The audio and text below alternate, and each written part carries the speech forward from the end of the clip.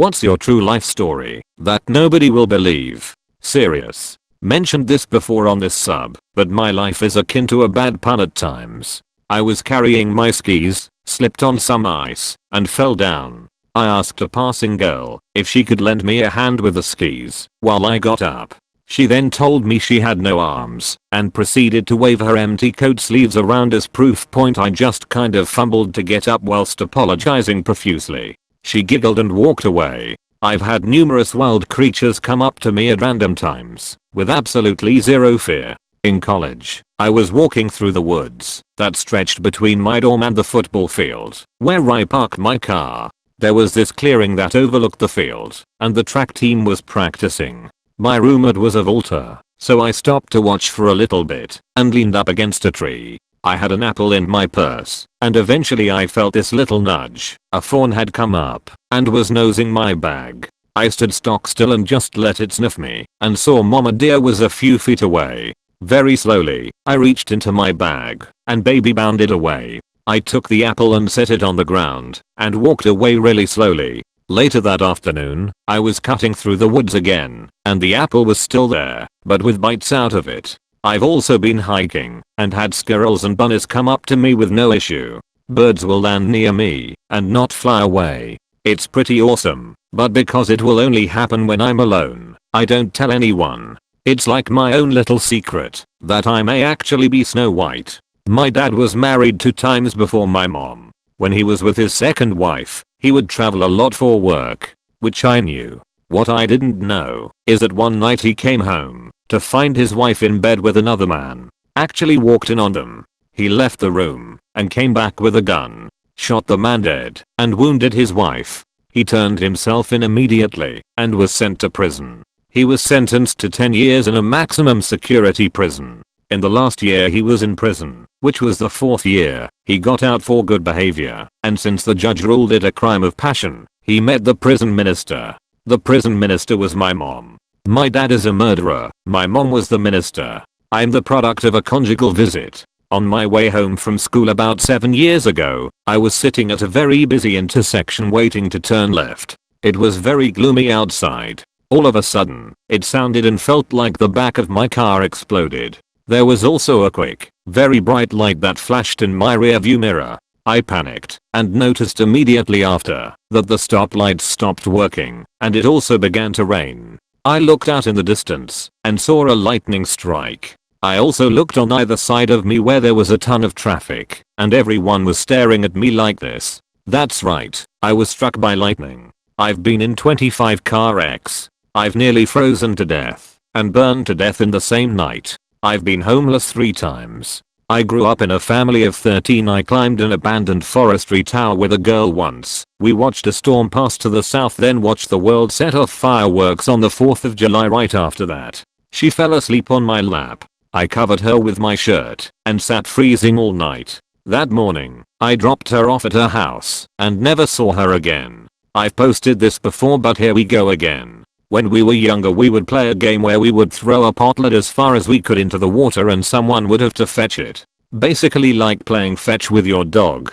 The kid who would win was the one who swam the furthest. One day, a kid threw the lid really far, but the other kid was determined to get it. He swam out really far and then bam! The crocodile got him and dragged him underwater. I was eating at a Chipotle when someone flies their helicopter there, parks in the parking lot, gets a burrito, and then takes off in his helicopter. My aunt has only ever flown from Atlanta airport twice. The first time it was hijacked, taken to Cuba, and then sent back to the States. The second time the landing gear didn't work, and they did a crash landing on the belly of the plane. My aunt has never flown through Atlanta since. I hitchhiked across the country multiple times between ages 15 to 22. I have climbed mountains and watched the northern lights. I've slept outside in -20 Celsius. I've taken planes, trains, buses and boats.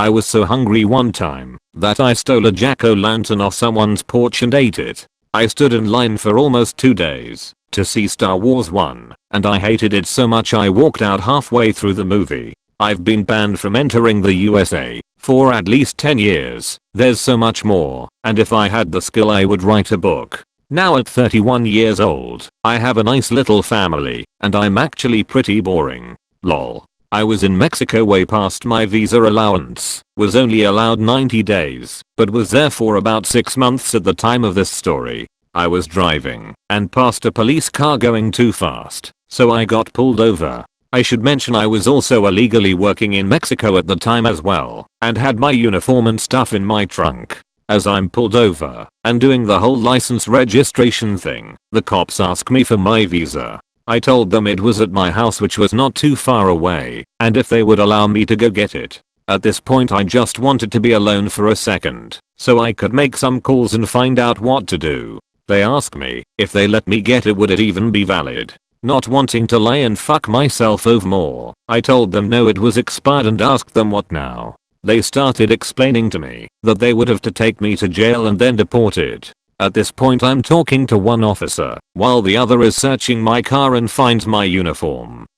They ask me if I'm working in Mexico as well. At this point they are getting angry and start making vague threats about how I will be getting the same treatment Mexicans get when they are in the US working illegally and get caught. At this point I realize they didn't realize my license was a Canadian license and that I was Canadian. I told them this, and instantly the situation completely changed. Now they don't care about the visa and are asking me tons of questions about Canada. Is it cold all year? Do bears wander the streets of Toronto etc. We talked for quite a while and they seemed really interested in Canada and were really friendly with me when they realized I wasn't American. So when I calmed down a bit after talking with them, I figured might as well ask again what they want to do about the visa situation.